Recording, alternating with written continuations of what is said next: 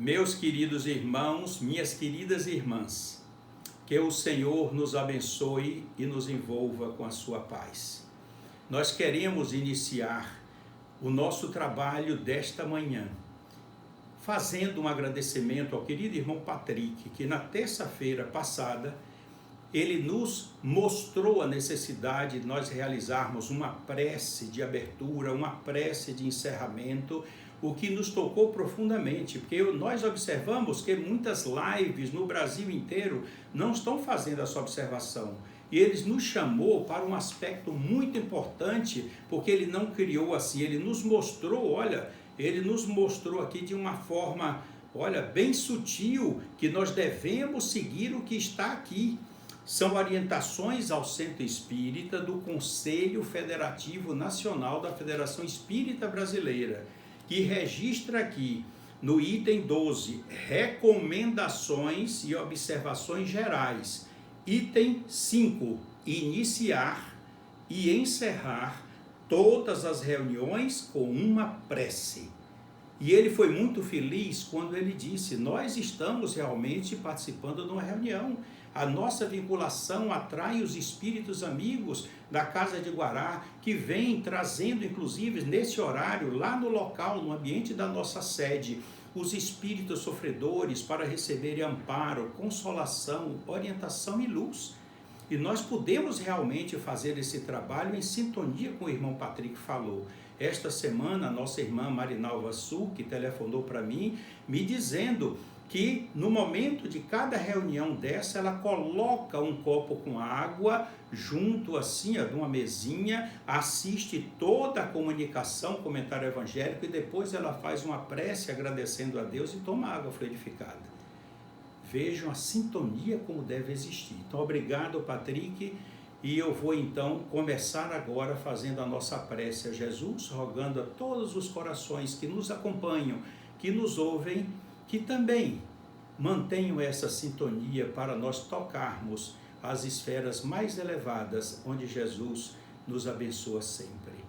Jesus, querido amigo de Nazaré, aqui estamos novamente, Senhor, de retorno à tua doce e inesgotável misericórdia, carentes e estrupiados, necessitados do teu amor e da tua bondade, acercamo-nos do teu aprisco, com os corações cheios de esperança, de podermos recolher as migalhas de luz que sobram do teu reino e que serão capazes, Senhor, caindo em nossos corações com o adubo da nossa boa vontade.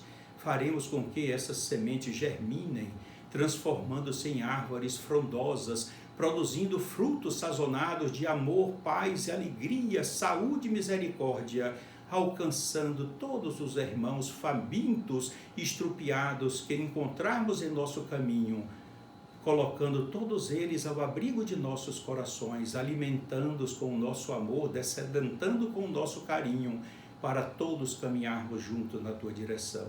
Em teu nome, Jesus, em nome de Deus, nosso Pai, e em nome de nosso irmão Batuíra, mentor espiritual do Grupo Espírita Casa de Guará, nós iniciamos esse comentário evangélico desta manhã, rogando que o teu amor esteja presente, Jesus, no coração de todos nós.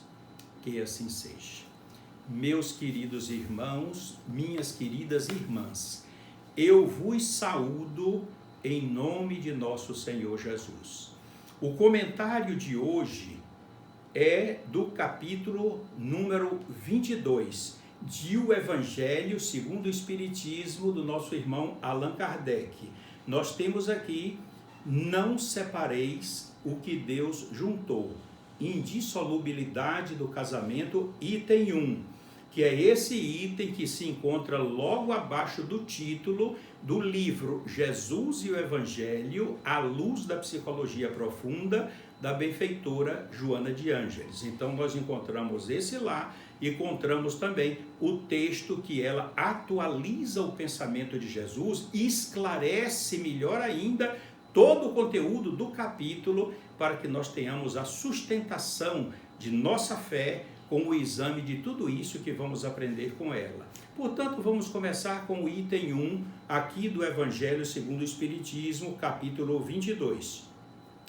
Também os fariseus vieram ter com Jesus para o tentarem e lhe disseram: será permitido a um homem despedir sua mulher por qualquer motivo, ou sem motivo nenhum?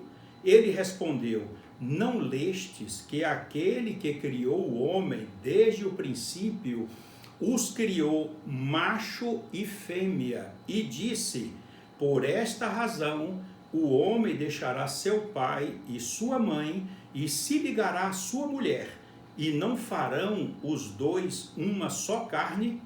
Assim já não serão duas, mas uma só carne. Não separe, pois, o homem o que Deus juntou. Nós vamos observar a assertiva do que Jesus falou. Olha, o homem se ligará à sua mulher e farão os dois uma só carne. Que carne é essa que marido e mulher irão fazer? Os filhos, porque cada filho tem o DNA do pai e o DNA da mãe. Então, esse foi o objetivo do que Jesus falou aqui. No item 2, citado também pela veneranda benfeitora, encontramos uma frase de Allan Kardec significativa. No casamento, o que é de ordem divina é a união dos sexos, para que se opere a substituição dos seres que morrem, para dar continuidade à humanidade e favorecer a reencarnação de novos espíritos. No item 3, Allan Kardec continua, como se estivesse continuando esta frase: mas na união dos sexos, a par da lei divina, material, comum a todos os seres vivos, a outra lei divina, imutável como todas as leis de Deus, exclusivamente moral. 2 pontos, a lei de amor. Quis Deus que os seres se unissem, não só pelos laços da carne, mas também pelos laços da alma, a fim de que a afeição mútua dos esposos se lhes transmitisse aos filhos, e que fossem dois, e não um somente, a amá-los, a cuidar deles e a fazê-los progredir. Vamos verificar agora a questão do divórcio, que Allan Kardec já naquela época já falava. O divórcio é a lei humana que tem o objetivo separar legalmente o que já de fato está separado. Não é contrário à lei de Deus, pois que apenas reforma o que os homens hão feito, e só é aplicável nos casos em que não se levou em conta a lei divina.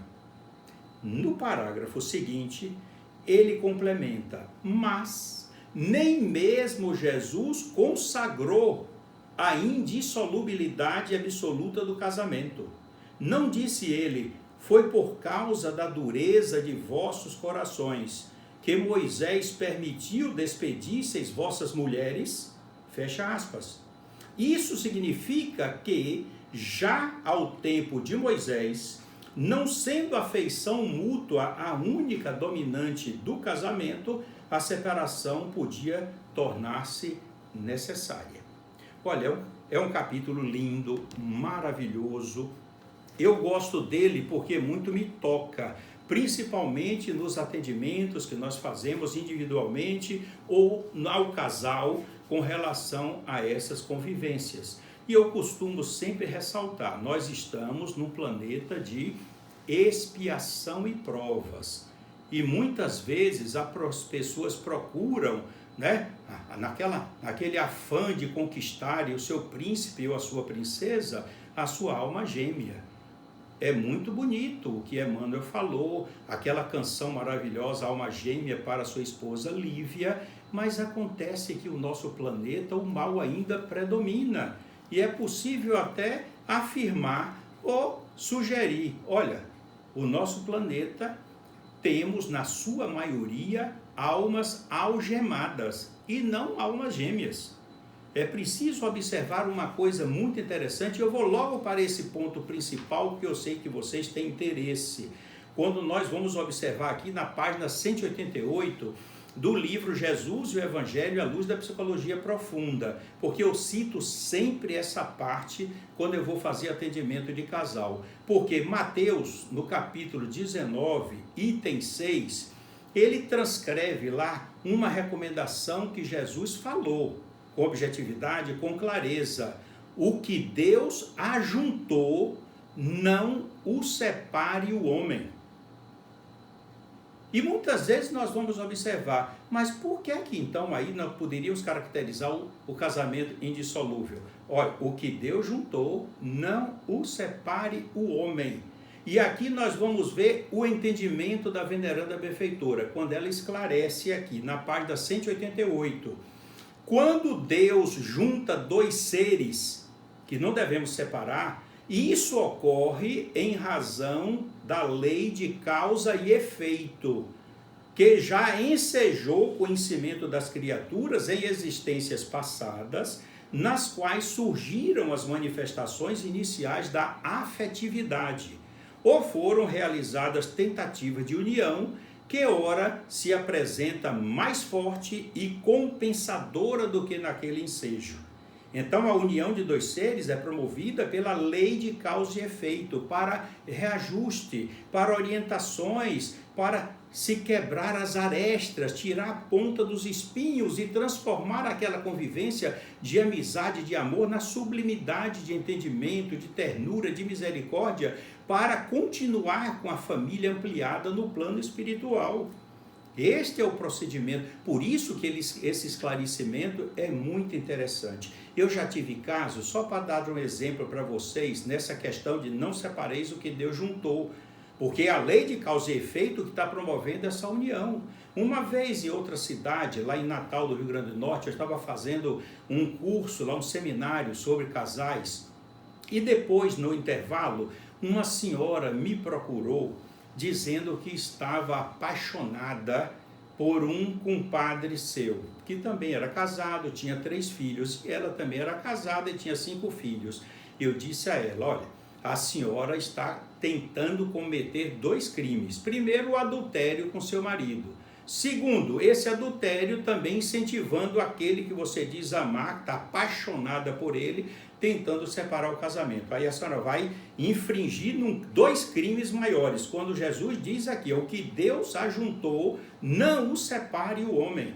A senhora vai terminar com o seu casamento, provocando através do adultério um constrangimento no seu marido, um prejuízo moral, de dor nos corações de seus filhos, e no outro casamento a senhora vai fazer a mesma coisa. Separar, deixar uma mãe lá, infeliz, dolorosa pelo abandono, 3 crianças que estão lá. A senhora já refletiu sobre isso? Aí ela tomou um choque, parou, ficou assustada, disse: meu irmão Ari, eu não tinha pensado nisso. Pois é, tenha cuidado, porque no campo da paixão, a coisa está do umbigo para cima, dentro dos estudos freudianos. É preciso juntar uma coisa com outra, que o amor se una a essa questão dessa lei divina, que é a lei do sexo, para que nós possamos fazer harmonia. Você está com seu marido, você aceitou seu casamento, você me disse que foi um casamento civil, você jurou fidelidade perante as leis humanas e perante Deus você também fez o seu convencimento. Como é que agora você não está querendo cumprir com a sua palavra? E o que você assumiu com relação a seus filhos, que você tem seus filhos, e seu lar, seu marido, você quer destruir uma família que é a sua e destruir a outra também, à custa de seu egoísmo, porque você só está pensando em você. Ela começou a chorar, me abraçou e disse: meu irmão, eu estou me sentindo terrivelmente desarmonizada. Eu não pensei nas consequências, realmente eu fui muito egoísta. Que Deus me perdoe, que Deus me dê forças para que eu não possa continuar nessa sensibilidade e comece a observar o que meu marido está fazendo. Pois é, siga os conselhos que Jesus deu a Joana de Ângeles. Observe o lado positivo do seu marido, as coisas que ele faz. Faça com que a sua vida se torne uma convivência realmente seguindo a lei de causa e efeito, para que você termine essa gestão de forma maravilhosamente bela. E eu ressalto que adultério para a lei dos homens hoje não é mais crime, não é. Mas eu vou lhes mostrar aqui, olha, e isso aí eu sempre me louvo nisso para ressaltar para as minhas amigas, aqueles que me procuram. O que se deve ser abominado é o adultério. São os relacionamentos múltiplos em cruel desrespeito à confiança e à dignidade do outro, que se sente esbulhado e espezinhado, conduzido ao ridículo e substituído nos seus nobres sentimentos de valor moral e amor, que não estão sendo considerados.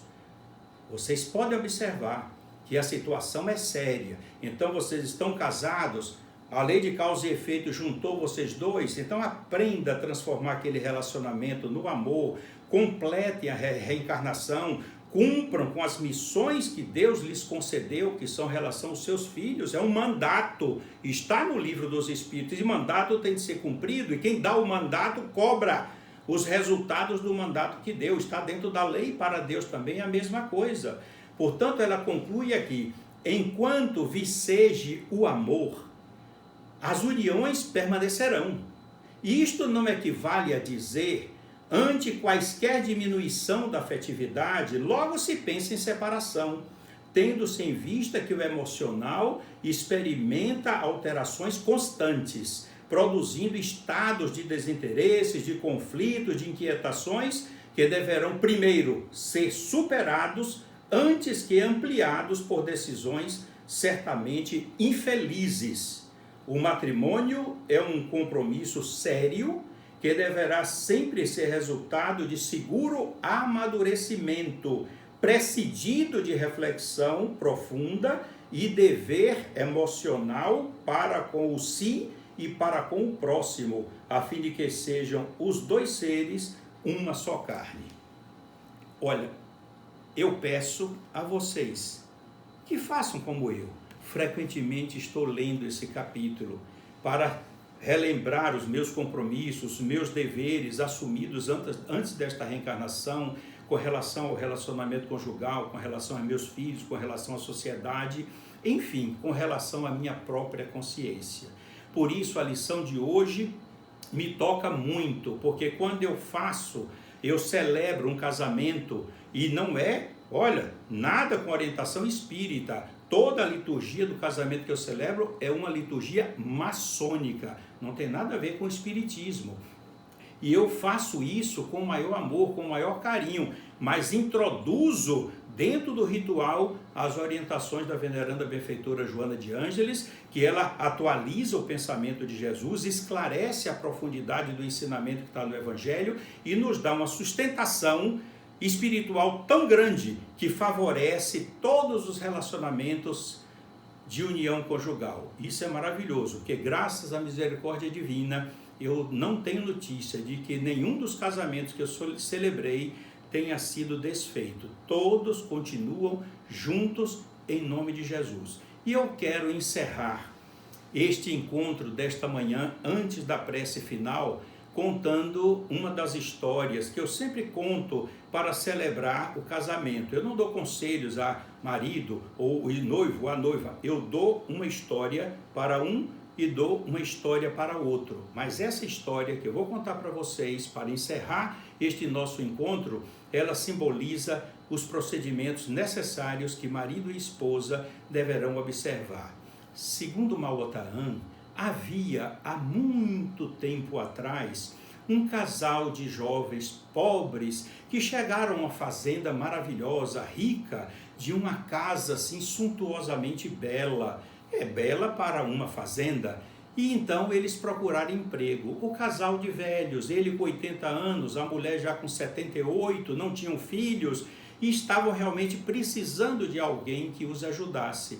E eles fizeram esse tipo de trabalho, não só como mordomos, ela dentro de casa, o marido no campo, arrumando, orientando e administrando, que passados os anos, olha, os dois idosos ficaram tão sensibilizados, considerando os dois como filhos verdadeiros, que disseram para eles: olha, nós amamos tanto vocês como filhos do coração que Deus nos enviou, que nós já fizemos aqui o nosso ou nossa declaração para o cartório, nossa decisão que vai ser judicial para quando nós morrermos. Tudo isso, todo esse patrimônio vai ficar para vocês. Então ele mostrou o testamento que foi feito, mas ainda assim não alterou o amor que eles tinham, porque eles não tinham amor por interesse, eles tinham um amor de gratidão, porque foi quem acolheu, eles estavam passando fome.